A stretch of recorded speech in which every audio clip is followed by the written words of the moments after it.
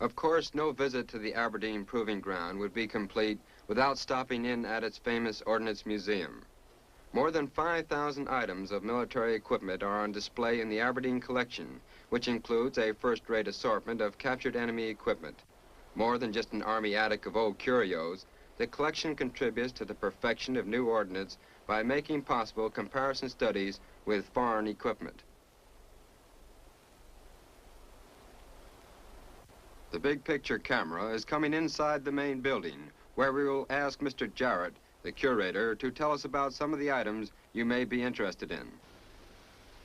This is a copy of the World War II type American Jeep. It's rather interesting because it actually has a Model A Ford engine as the power plant. Now, if you'd like to see something else, we can go on down this way. This is a German V2. It's one that we obtained after the war from the Nordhausen assembly area. German V2 is a rather unusual type of rocket. It's a rocket that uses alcohol as a fuel. It is fired into the air, driven tremendous distances, about 200 miles.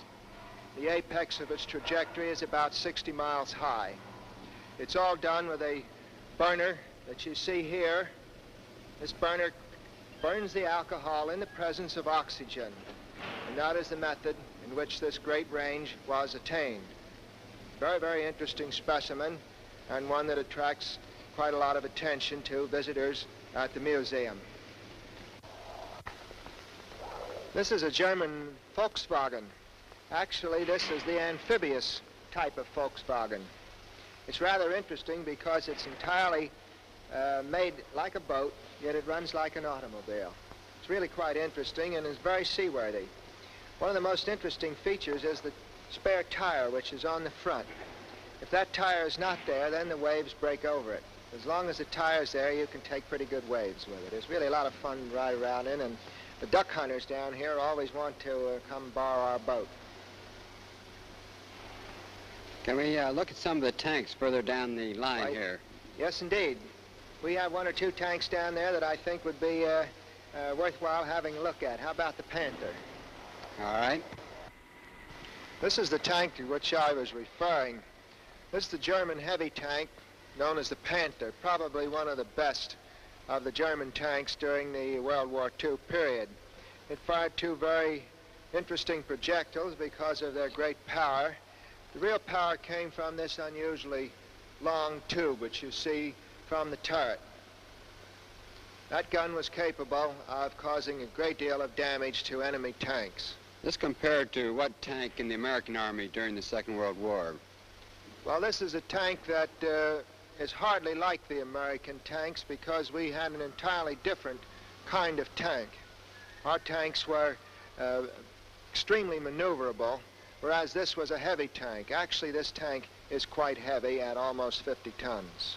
Will this tank still work, perform?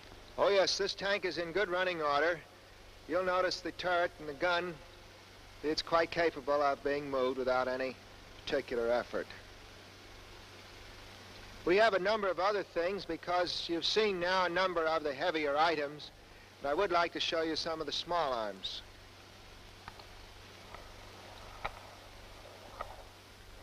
These are some of the smaller pieces in the museum to which I referred, a collection of submachine guns from the 1918 gun of the German Army on through to the modern times.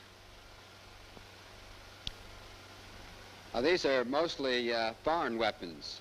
Yes, they're mostly foreign weapons, although we have a few of the American developments during that period of time. For the most part, they are foreign weapons. Since you have seen most of the pieces here in the museum, I wonder if you wouldn't like to go out and see our artillery park, where we have both tanks and artillery pieces. We have quite a number of tanks here. They represent from World War I through World War II, and each one of them has developed some little point which we have found of interest. Sometimes these things are used to make our own tanks more powerful, or we know that our tanks are superior. Now, there are several tanks in question here. The one over there that is kind of light in color is our first heavy tank, in a sense that we introduced in the war by way of the British 8th Army in the Western Desert. A little to the left of that, you will see two breathers on top of a light tank. That came as the development from the earlier stages of the war, so that by the time the Normandy landings, we had a tank that could wade ashore and not be drowned out.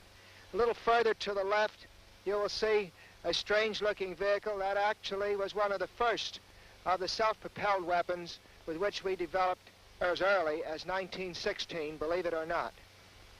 This is all just a part of the phase of work going on here at the proving ground where they test for the best.